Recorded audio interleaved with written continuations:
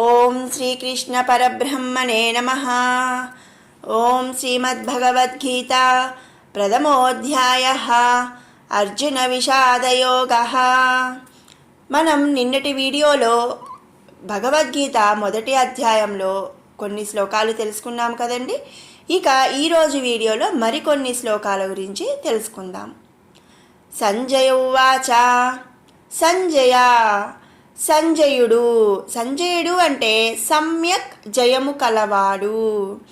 మరి ఇంతకుముందు వీడియోలో కూడా నేను చెప్పానండి. అది ఏంటి అంటే అంతకుముందు పేర్లు అంటే ఎవరి పేరైనా సరే ఏదో ఒక అర్థం అనేది ఉంటుంది అని మనం చెప్పుకున్నాము.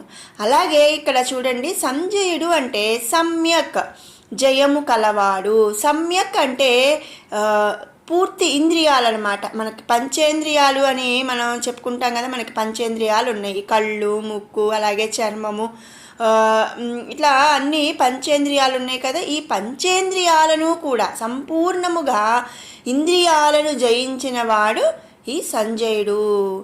మరి సంజయుడు సూతకులస్థుడైనప్పటికీ కూడా ఆ వ్యాస భగవానుని అనుగ్రహపాత్రుడైనందుకు ప్రత్యక్ష గీతాశ్రవణం అలాగే విశ్వరూప సందర్శనాది మహాభాగ్యములను కూడా పొందినటువంటి భాగ్యశాలి అని మనం తెలుసుకోవాలి.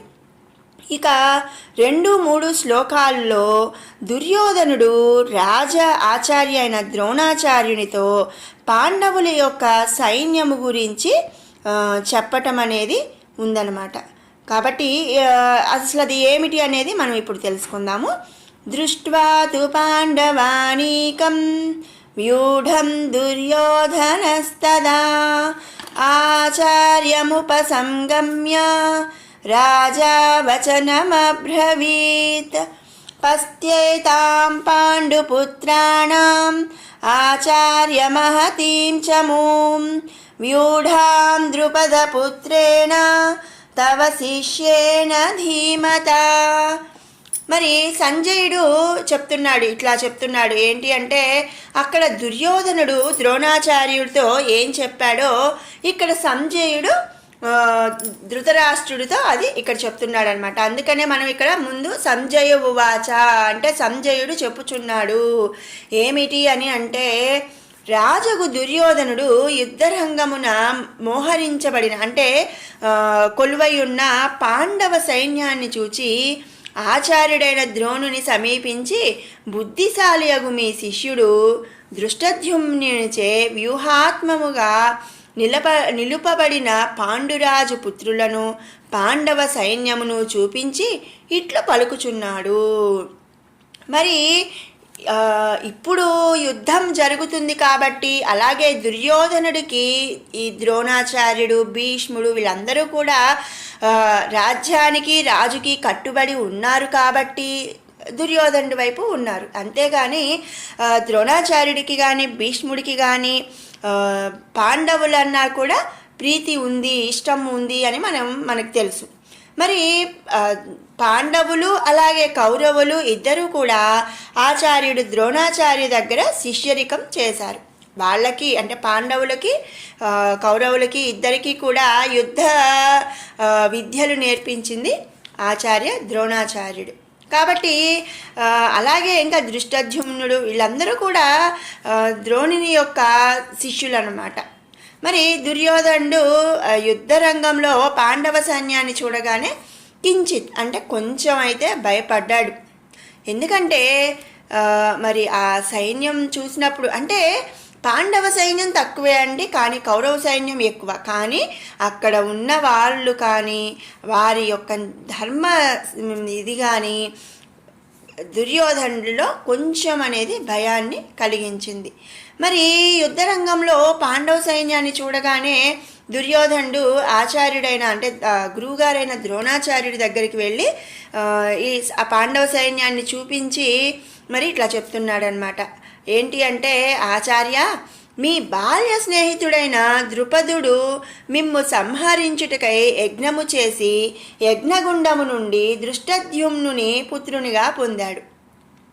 శత్రువు కుమారుడు మరియు మీ మృత్యువు అని తెలిసి కూడా మీరు అతనికి ఉదార భావంతో సకల శాస్త్రాస్త్ర విద్యలు సరహస్యముగా నేర్పారు.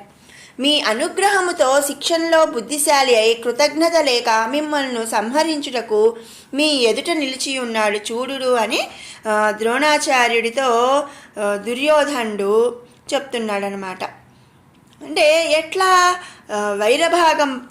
వైరభావము పగ ప్రతీకారములను మరి అవన్నీ కూడా కలగలుపుకొని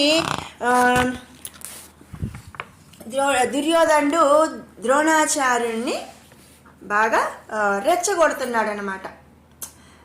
మనం ఇప్పుడు వింటూ ఉంటాం కదండి, ఇప్పుడు ఏదైనా ఒక ఇద్దరు స్నేహితులు కానీ ఒక ఇద్దరు వ్యక్తుల మధ్య ఏదైనా గొడవ జరుగుతుంది అనుకోండి, వాళ్ళిద్దరి వరకు మాట్లాడుకుంటే బాగానే ఉంటుంది. కానీ మూడో వ్యక్తి వస్తాడు. మూడో వ్యక్తి వచ్చి వాళ్ళకి ఎవరితో అయితే లాభం ఉందో లేదు అవసరం ఉందో వాళ్ళని రెచ్చగొడతాడనమాట. మనం జనరల్గా వింటూ ఉంటాం కదా, బాగా రెచ్చగొట్టి గొడవ పెట్టాడు, ఇట్లా మనం వింటూ ఉంటాము. మరి అది ఏంటి అంటే స్వార్థం అని చెప్పచ్చు. అలాగే వాళ్ళని విడగొట్టి అంటే డివైడ్ అండ్ రూల్ పాలసీ అనమాట, అట్లా చేస్తూ ఉంటారు కొంతమంది. అదేవిధంగా ఇక్కడ దుర్యోధనుడు ఏం చేశాడంటే, మరి ద్రోణాచార్యుడికి పాండవులంటే ఇష్టం. దుర్యోధనుడికి ఇచ్చిన మాట కోసం, అలాగే దుర్యోధనుడి స్నేహితుడైన అశ్వత్థామ కోసం. ఈ అశ్వత్థామ ఎవరు అనే విషయానికి వస్తే, అశ్వత్థామ గురువు ఆచార్యుడు ద్రోణాచార్యుడి యొక్క పుత్రుడు అనమాట. ఈ అశ్వత్థామ దుర్యోధనుడు మంచి స్నేహితులు. ఈ అశ్వత్థామ కోసం ద్రోణాచార్యుడు దుర్యోధనుడి వైపు యుద్ధానికి సిద్ధపడ్డాడు. మరి మనకి ఇష్టమైన వాళ్ళ మీద ఆపోజిట్గా ఉన్నా కూడా మనం ఒక్కొక్కసారి ఏం చేస్తూ ఉంటామండి, కొంచెం చూసి చూడనట్టుగా వెళ్ళిపోతూ ఉంటాం కదా. అందుకని ఇప్పుడు ఇక్కడ దుర్యోధనుడు ఏం చేశాడంటే, ద్రోణాచార్యుడిని పగ ప్రతీకారంతో వైరభావంతో అంటే గొడవకి అంటే కోపంగా ఉండాలి వాళ్ళ పట్ల అని చెప్పి ఒక కుటిల రాజనీతితో ఏం చేశాడంటే ద్రోణాచార్యుడిని దుర్యోధనుడు రెచ్చగొట్టాడు. అది ఎట్లా, నీ శత్రువు యొక్క పుత్రుడు అంటే నిన్ను చంపడానికే నీ శత్రువు ద్రుపదుడు ఒక యజ్ఞం చేసి దృష్టద్యుమ్ని పుత్రిగా పొందాడు. అంటే కేవలం ఆ ద్రోణాచార్యుడిని చంపటం కోసమే ఆ ద్రుపద మహారాజు యజ్ఞం చేసి దృష్టద్యుమ్నుని పుత్రునిగా పొందాడు. మరి శత్రువు కుమారుడైనా సరే నువ్వు నీ మృత్యువు ఆ దృష్టద్యుమ్ని చేతిలో ఉంది అని తెలిసినా కూడా అన్ని విద్యలు నువ్వు అతనికి నేర్పావు. మరి అలాంటి అంత ఉదార ఇదితో నువ్వు అన్ని విద్యలు నేర్పినా కూడా వాళ్ళు ఏం చేశారు, మళ్ళీ నీ మీదకే యుద్ధానికి వచ్చారు చూడండి ద్రోణాచార్య అని దుర్యోధనుడు బాగా రెచ్చగొట్టాడని ఇక్కడ ఈ 2 శ్లోకాలు మనం తెలుసుకోవాలన్నమాట. మరి దీన్ని బట్టి ఏంటంటే అండి, మనం భగవద్గీత పారాయణం చేయటం వల్ల మన జీవితంలో ఎలాంటి మనుషులు ఉంటారు, ఎలాంటి వాళ్ళతో ఎలా ఉండాలి, మనం ఎక్కడ ఏం చేయాలి, ధర్మం ఏది అధర్మం ఏది, మంచేది చెడేది, మనం ఏం చెయ్యాలి ఏమి చెయ్యకూడదు అనే విషయాలు ఎన్నో మనం తెలుసుకోవచ్చు. సో విన్నారు కదండి, భగవద్గీత మొదటి అధ్యాయంలోని 2-3 శ్లోకాల యొక్క భావం. మరికొన్ని శ్లోకాలకి రేపు వీడియోలో భావం చెప్పుకుందాము. మీకు ఈ వీడియో కనుక నచ్చినట్టయితే లైక్ చేయండి, షేర్ చేయండి. అలాగే మరిన్ని ఇలాంటి వీడియోస్ కోసం మన ఛానల్ని సబ్స్క్రైబ్ చేసుకోండి. Thanks for watching.